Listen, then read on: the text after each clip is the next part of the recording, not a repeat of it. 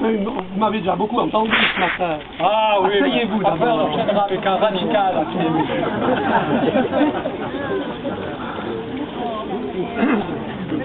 Non, la communauté du Grand Saint-Bernard, j'imagine que pour beaucoup d'entre vous, c'est pas tout à fait étrange ou étranger ou complètement inconnu, j'imagine. C'est vrai qu'il y a une très longue histoire puisque la communauté elle a 1000 ans d'histoire.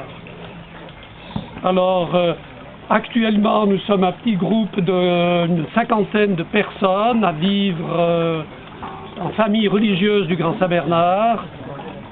Il se trouve que je suis le responsable prévôt, mais ça ne veut pas dire grand-chose.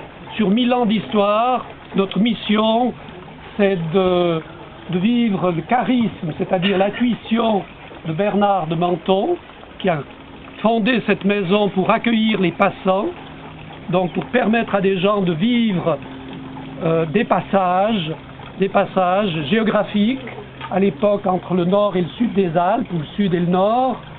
Aujourd'hui, c'est davantage des passages, on pourrait dire, humains, qui sont à accompagner. On a accompagné ces passages-là, et puis à transmettre l'institut, la congrégation, aux générations à venir. Donc, le rôle comme de chacun d'entre nous dans la vie humaine, c'est un rôle très, très modeste, mais indispensable. Tous les maillons de la chaîne sont absolument indispensables, sans quoi ça s'interrompt. Voilà, nous sommes géographiquement dans le contexte valaisan essentiellement que vous connaissez, la vallée d'Entremont, avec un petit débordement sur le sud des Alpes, à Saint-Oyer, et un petit débordement dans le Haut-Valais, au Simplon. Il se trouve que les confrères les plus éloignés géographiquement, au nombre de 3, sont à Taïwan. Taïwan, à l'époque, il y a 60 ans et plus, nous avions ouvert une mission au Tibet, et quand Tibet a été envahi par la Chine, les confrères ont été chassés, et plutôt que de revenir ici, ils se sont, comment on pourrait dire, réfugiés sur l'île de Formose, à l'appel des missionnaires qui étaient déjà sur place. Donc il y a 3 confrères à Formose, sinon les autres, nous sommes dans le coin ici.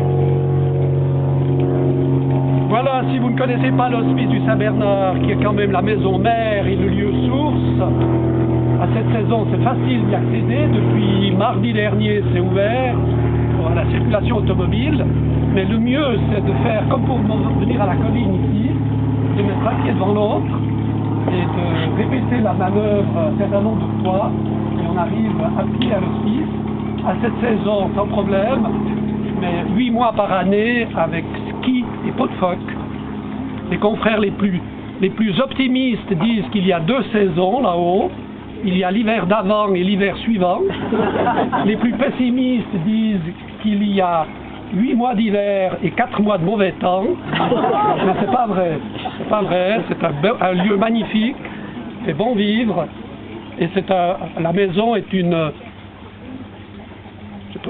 j'ai presque envie de dire, un petit miracle permanent et perpétuel, où il se passe des choses toutes simples, de l'ordre de la rencontre et de l'amitié, et c'est ça qui fait vivre et qui est vraiment la vie.